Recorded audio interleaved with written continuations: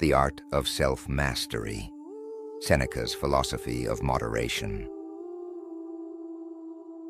Self-mastery, a term that often seems synonymous with sacrifice, but is, in truth, the key to a free and fulfilling life.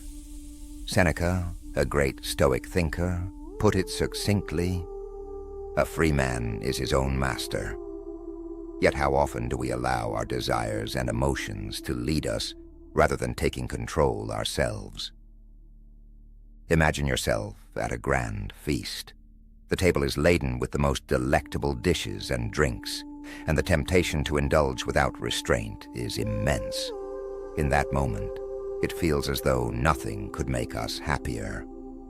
But what follows? A sense of heaviness, perhaps regret, and the realization that fleeting pleasure often comes at a cost. This is precisely where Seneca's philosophy comes in. He teaches us that through moderation, we can not only savor life more consciously, but also live more contentedly and freely in the long run. In this audiobook, we delve into the art of self-mastery and explore how Seneca's wisdom helps us strike the balance between enjoyment and control. The principles of self-mastery, according to Seneca. Moderation is the key to freedom. Moderation is not about depriving ourselves of joy. In fact, it allows us to experience joy more consciously.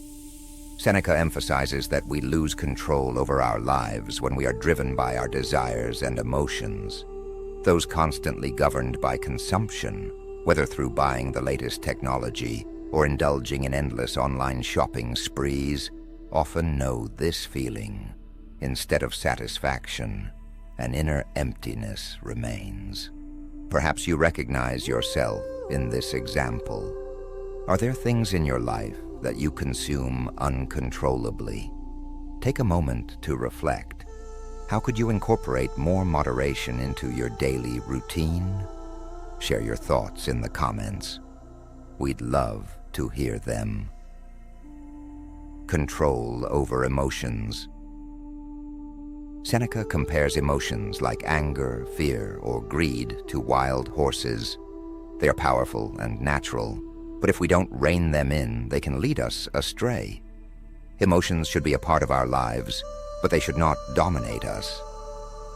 Imagine a typical daily scenario, a disagreement with a colleague.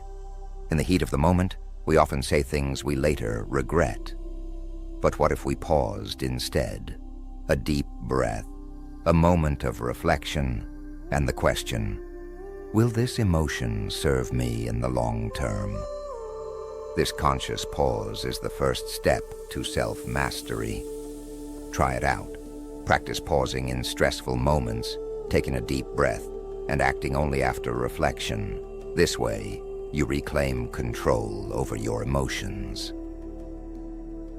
Practical exercises for developing self-control. Self-control is like a muscle. The more we train it, the stronger it becomes. Here are 2 exercises to help you strengthen your ability to manage impulses and emotions. Firstly, the impulse journal.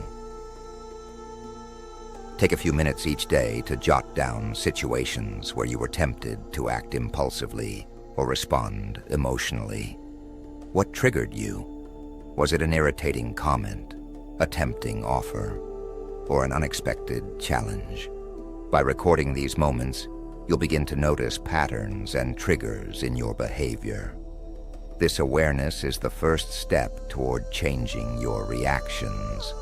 Perhaps you'll find that you often lose your composure in similar circumstances, and that's exactly where you can start making adjustments.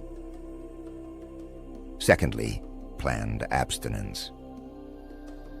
Try intentional moments of abstinence to train your willpower. For example, choose to go an entire day without your phone, sweets, or social media. Observe your reactions. Do you feel restless, or perhaps even discover new freedoms and possibilities? This exercise demonstrates that you have control over how much external things influence your life. It also fosters appreciation for what you often take for granted. With these small yet powerful steps, you can gradually strengthen your self-discipline and live more consciously. A life in balance.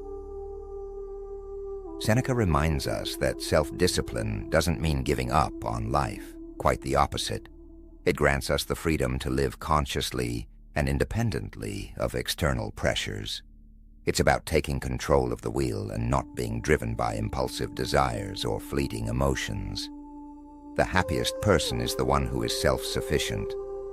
By focusing on what truly matters, we not only gain more control, but also add depth and fulfillment to our lives. Self-discipline is not a form of deprivation. It's an enrichment. It empowers us to shape our lives according to what we genuinely desire. What about you? Is there an area in your life where practicing more self-discipline could help you grow?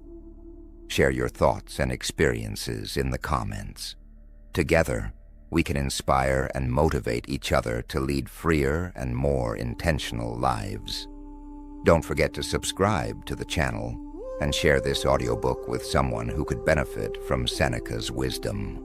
Here you'll find the next audiobook, which delves into Seneca's philosophy on life and death, an inspiring perspective that might just transform your life as well. Until next time, stay strong and mindful.